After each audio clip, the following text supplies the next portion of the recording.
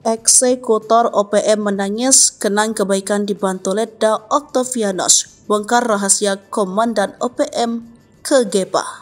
Anan Nawipa menyesal dan menangis mengenai kebaikan dan Ramil Aradit Octavianus Sogalri yang selama ini baik dan kerap membantu keluarganya. Kenangan Anan kepada Octavianus membuat sedih sebab perwira TNI itu baik kepada keluarganya, bahkan Octo kerap mengunjungi keluarganya.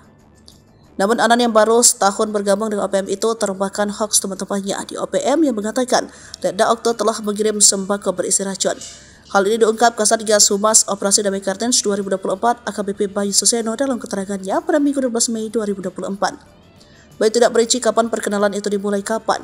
Namun, Anan mengenal baik Octavianus Sogalri, terutama keluarga pelaku yang tinggal di kampung Akadin.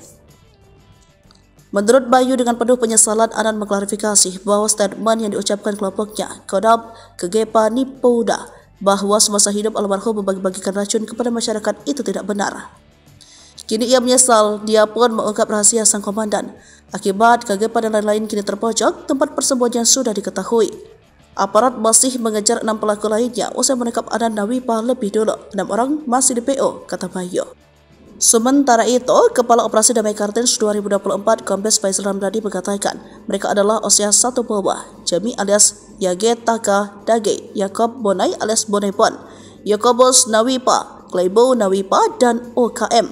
Anan Nawipa mengakui kelompoknya lah yang melakukan pembunuhan terhadap Ramil 1703 Aradit karena mereka sangat membenci anggota TNI Polri, ujar Faisal.